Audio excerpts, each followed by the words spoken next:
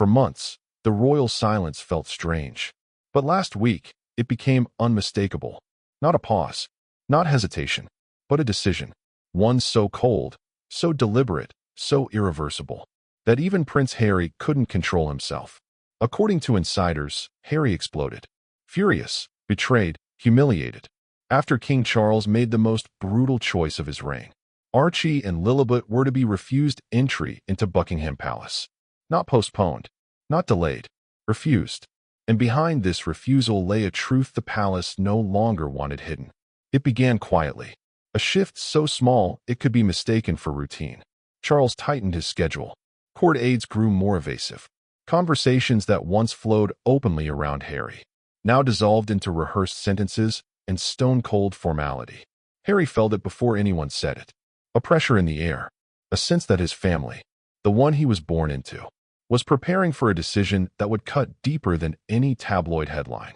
At Montecito, Meghan played calm, or tried to, but even she sensed the storm building overseas. The palace wasn't just reviewing protocol. It was preparing an act of royal rejection, one aimed not at Harry, but at his children. For months, Harry had been trying to arrange something simple. A private visit. No press, no cameras, just a moment for his children. To walk through the gates of Buckingham Palace.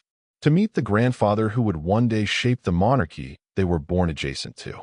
Harry believed it was time. Time for healing. Time for reconnection. Time for Archie and Lilibet to step, at least once, into the halls their father grew up in. But the palace stalled. Excuses multiplied. Schedules couldn't align. Security wasn't prepared. Protocols weren't in place. At first, Harry dismissed it as bureaucracy. But then came something he couldn't explain. A complete blackout from the palace communications office. And that silence was the warning bell. Behind closed doors, a debate raged. Not emotional, institutional. Some senior courtiers insisted allowing the children inside the palace would symbolically reattach them to the monarchy, something they argued was no longer possible. After the couple stepped back, moved countries, and kept their children almost entirely outside the royal system, others feared a different outcome. That granting access would create a public expectation that the children were still part of the royal future. The monarchy, they argued, could not survive ambiguity. Archie and Lilibet were either in the royal circle or out of it, and by protocol, they were out. Charles listened, quiet, reserved, weighed down by decades of duty written in protocols older than his crown. Then, after weeks of discussion, he made his decision. The message arrived through official channels. Archie and Lilibet were not to be allowed inside Buckingham Palace during the upcoming private family gathering. Not because of safety, not because of logistics, but because inviting them, even privately, would be seen as royal acknowledgement. And acknowledgement was something the palace was no longer willing to give. It was an institutional refusal, not a personal one. But Harry didn't see policy. He saw his children, innocent, confused, and far from the world he once called home, being shut out by the only family he had left. When Harry received the news, he didn't shout. Not immediately. The fury rose slowly. A deep, boiling rage born from years of wounds. The palace never treated. The rejection of his wife. The rewriting of his role. The erasure of his children. And now, this. Harry called the palace directly. Not through aides. Not through intermediaries. He wanted answers from the source. For the first time in years, father and son were on opposite ends of a phone call. With no cameras. No advisors. No mercy. Harry demanded an explanation. Charles gave him one. A simple, devastating line. It is not appropriate for them to be here. That sentence, according to insiders who witnessed the aftermath, sent Harry into a rage unlike anything the palace had ever heard from him.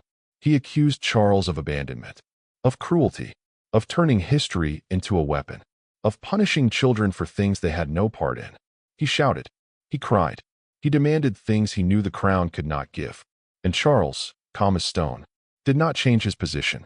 While Harry saw betrayal, the palace saw structure. In the monarchy's worldview, everything is dictated by precedent. Precedent 1. Children outside active working royals do not receive full access. Precedent 2. Children not baptized in the Church of England cannot participate in ceremonial environments. Precedent 3. Births not witnessed or confirmed by royal protocol cannot be included in certain archival systems. To regular families, these rules seem absurd. But to the monarchy, these rules are the roots of its survival. And Archie and Lilibet, in the eyes of the crown, did not meet the criteria required to step inside those walls. But Harry, raised by those walls, couldn't accept that logic.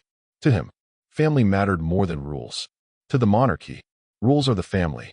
News of the refusal hit Meghan differently. Not with rage, but with calculation.